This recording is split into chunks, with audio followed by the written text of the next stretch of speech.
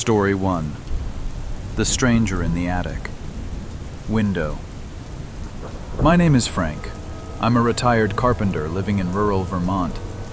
After my wife, Eleanor, passed away from a stroke 3 years ago, the silence in our big farmhouse became almost unbearable. It's just me and Buster, my aging golden retriever, trying to fill up rooms that hold too many memories. Eleanor's sewing room was on the 3rd floor, a converted attic space with a single dormer window that looked out over the orchard. After the funeral, I closed the door to that room and hadn't opened it since. I couldn't bear to see her half-finished quilts. It started in late November. The trees were bare, and the first snow had dusted the fields. I was out late, stacking firewood on the porch around 10 p.m. I paused to catch my breath and looked up at the house. The moon was bright, reflecting off the snow. I glanced at the 3rd-story window. The light was on. My heart skipped a beat. I knew for a fact I hadn't been up there. I don't even go to the 2nd floor much anymore. I sleep in the guest room downstairs because my knees are bad. I stared at the window. A shadow moved across the yellow square of light. It was a silhouette, slender, pacing back and forth. Eleanor? I whispered, before my rational brain kicked in. Don't be stupid, Frank. Ghosts don't turn on lamps. Anger replaced the shock. Someone was in my house. Someone was in her room. I grabbed my splitting maul from the woodpile.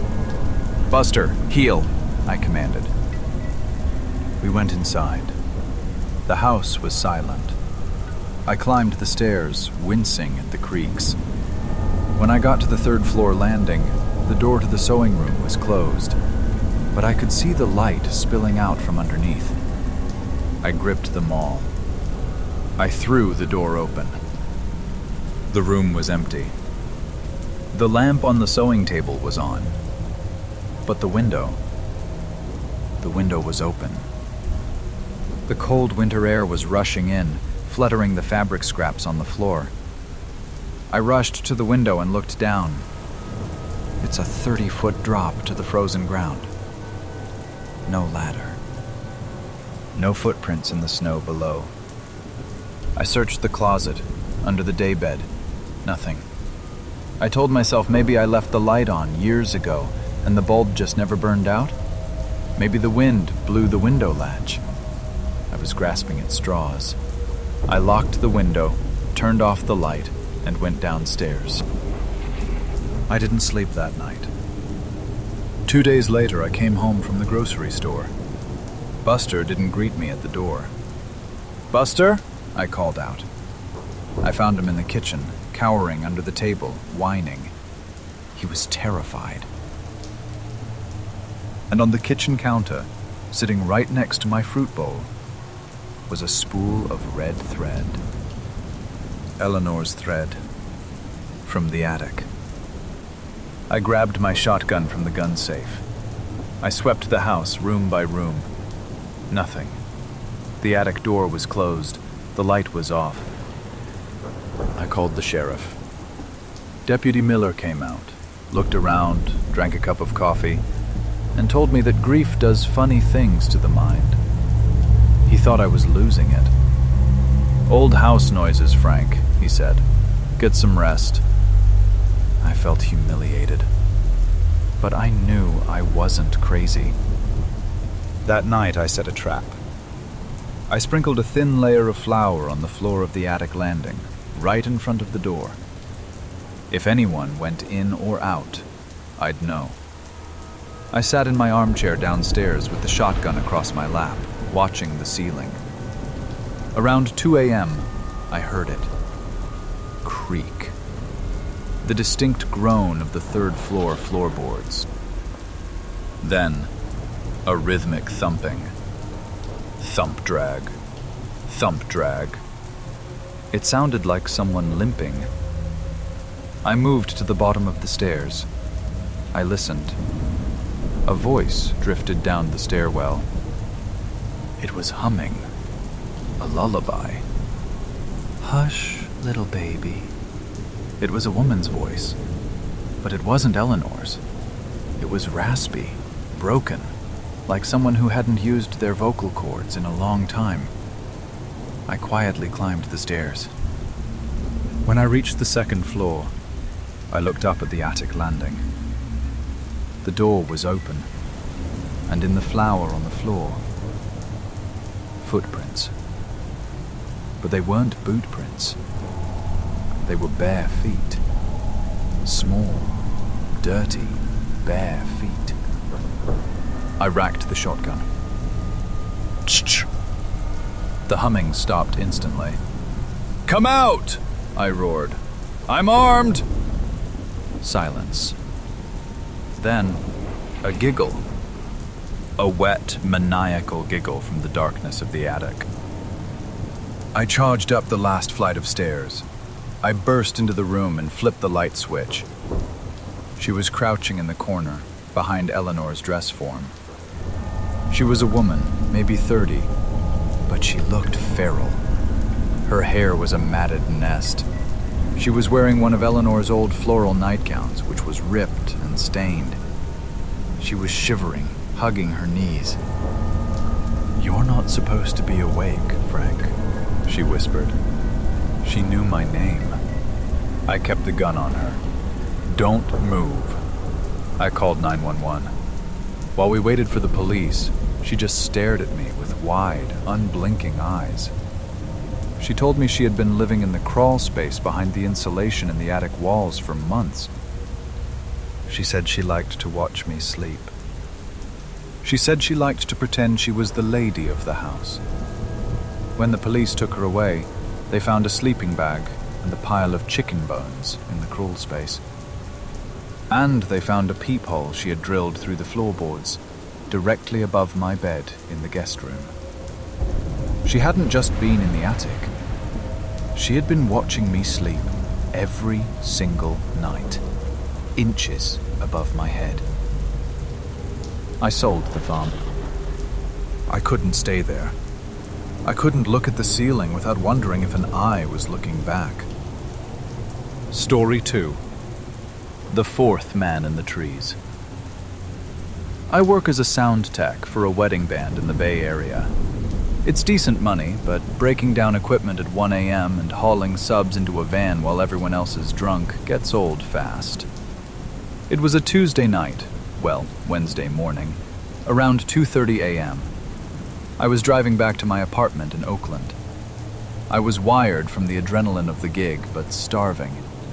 I pulled into a 24-hour McDonald's off Telegraph Avenue. The drive-through line had 2 cars in it.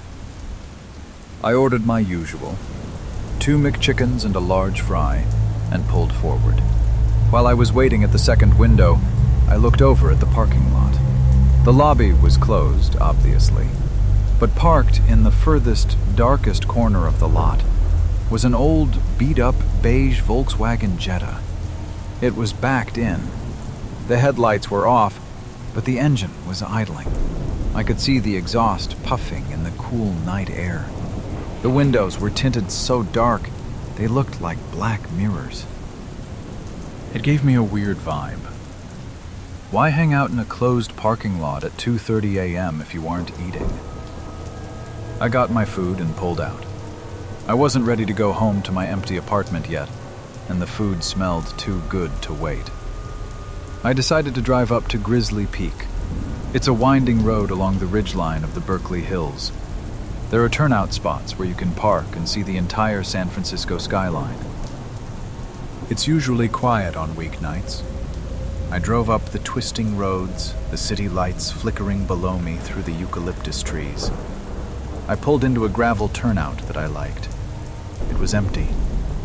I killed the engine, cracked the window, and started eating. About 5 minutes later, gravel crunched behind me. Headlights swept across my rearview mirror. A car pulled into the turnout and parked about 50 feet away. It was the beige Jetta. My stomach dropped. I hadn't noticed them following me, but the route to Grizzly Peak isn't something you drive by accident. You have to want to go there. I stopped eating. I watched the mirror. The Jetta sat there for a minute.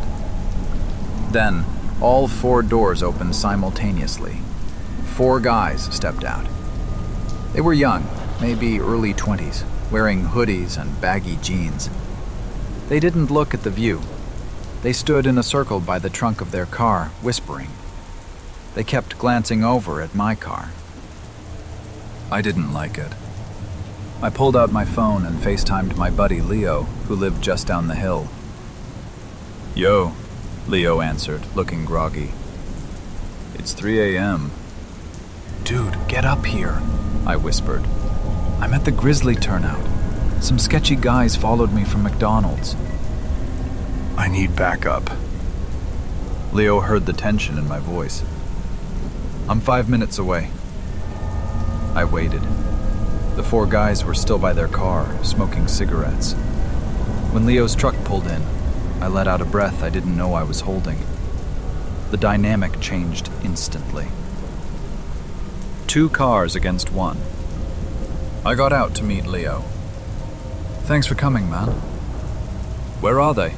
Leo asked. I nodded toward the Jetta. "Over there." We decided to walk up a small trail to a concrete barrier that overlooked the city, trying to act casual. We sat on the wall, eating my fries, keeping an eye on the group. A minute later, we heard footsteps. 3 of the guys were walking toward us. They were laughing, acting loud and drunk. The leader had a neck tattoo and a piercing in his eyebrow. He smiled, but it was aggressive. "Yo," he said, stopping 5 feet from us. "You guys got a lighter?" "No," I said coldly. "We don't smoke." "Cool view, huh?" the guy said, stepping closer. He looked at my McChicken wrapper. "You come from the McDonald's on Telegraph." My blood ran cold. He had followed me. "Why do you ask?" I said, standing up. Leo stood up with me. The guy's smile faded. "Just asking. You got a problem?" His 2 friends fanned out slightly, trying to flank us. The vibe was volatile. They were looking for a fight, or maybe a reason to jump us. But something was nagging at me. I looked at the group. 1, 2, 3. "Where's your friend?" I asked. The leader frowned. "What?" "There were 4 of you," I said. "I saw 4 doors open." "Where is the 4th guy?" The leader's eyes widened slightly. He looked caught off guard. I scanned the darkness. To our right, there was a dense patch of scrub oak and bushes. I saw a shadow move. Someone was crouching in the brush, moving silently toward us from the side. He was holding something long and metallic. A tire iron. "Leo, run!" I screamed. We didn't hesitate. We bolted back toward our cars.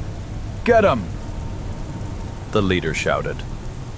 The 3 guys chased us, and the 4th guy burst out of the bushes, swinging the tire iron. He missed Leo's head by inches. We sprinted across the gravel. I dove into my car. Leo dove into his truck. We locked the doors just as the guys reached us. They started kicking our doors, spitting on the windows. I threw the car into reverse, spinning gravel, and nearly sideswiped the Jetta as I peeled out onto the main road. Leo was right behind me. We drove straight to the Berkeley police station. We gave a statement and showed them a photo Leo had managed to snap of the car as we drove away.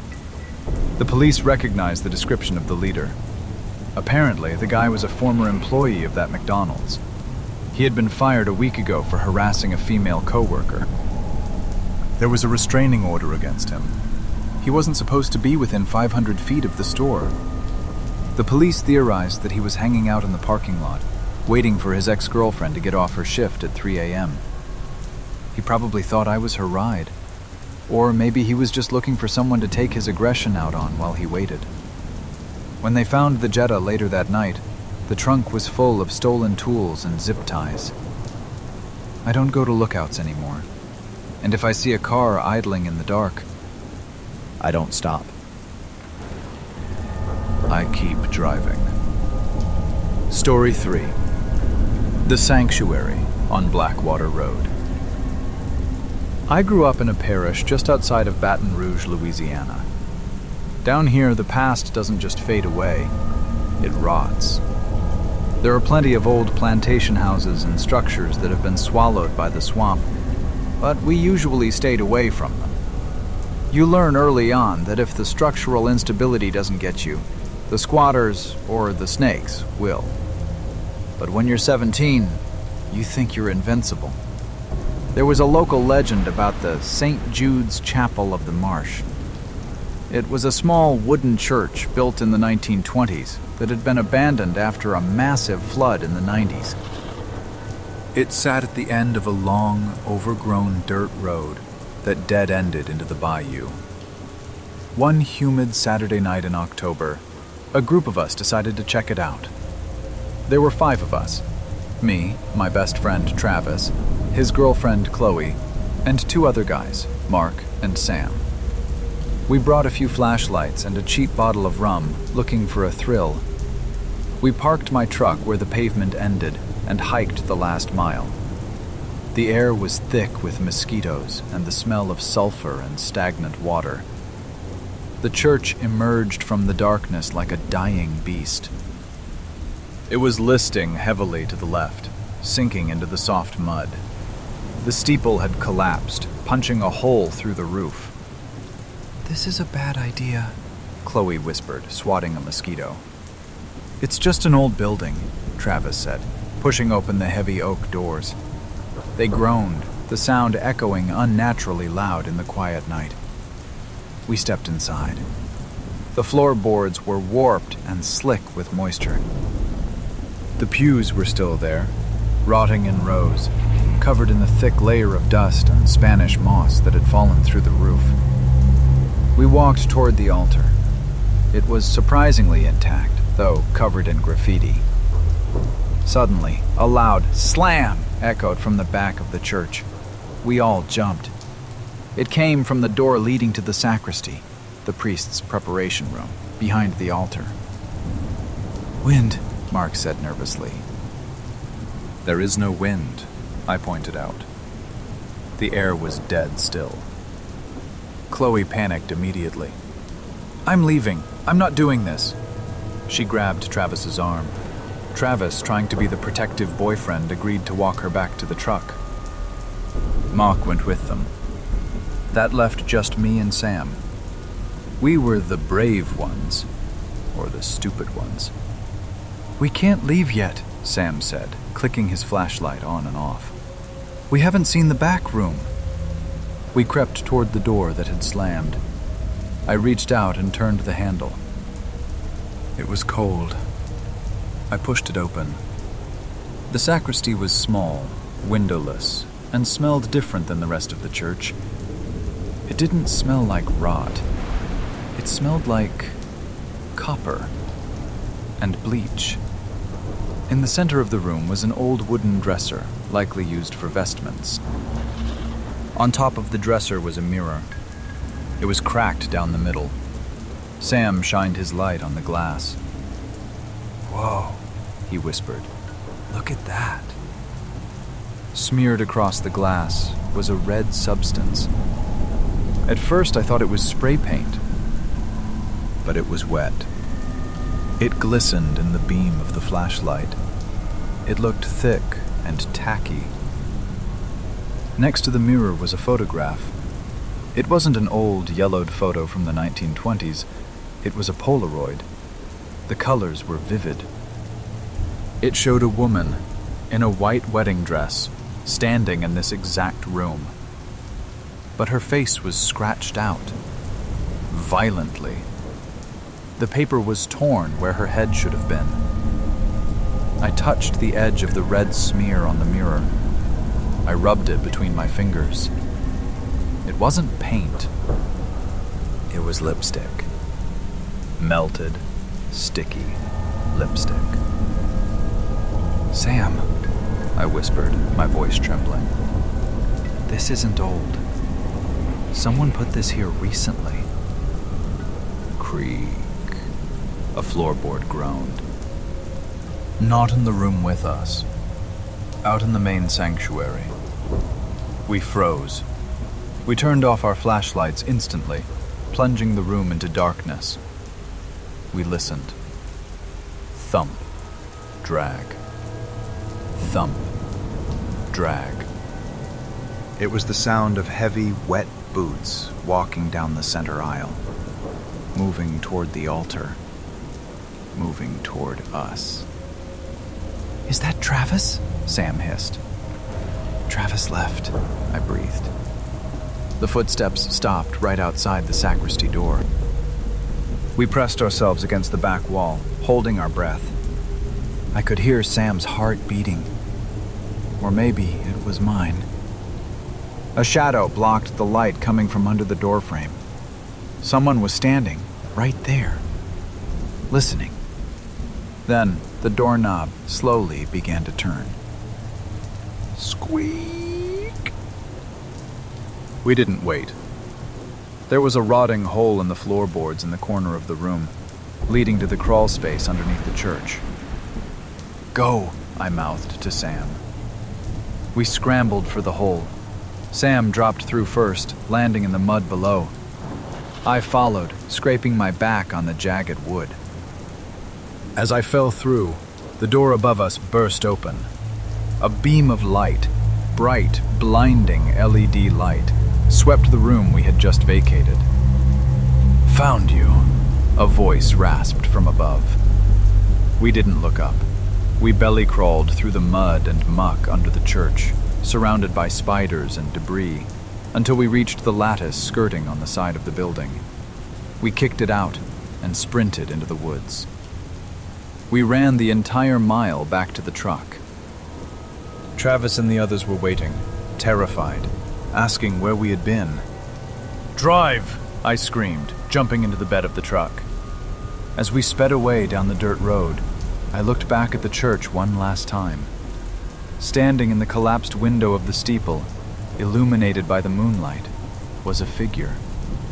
It wasn't a ghost. It was a man in a tattered tuxedo. He was holding something in his hand. It looked like a machete. We went to the sheriff the next day. They went out to check, but the road was flooded due to heavy rains overnight. By the time they got there a week later, the church had fully collapsed into the swamp. But I know what I saw. Someone had turned that abandoned chapel into a venue for a twisted wedding. And we were almost part of the ceremony.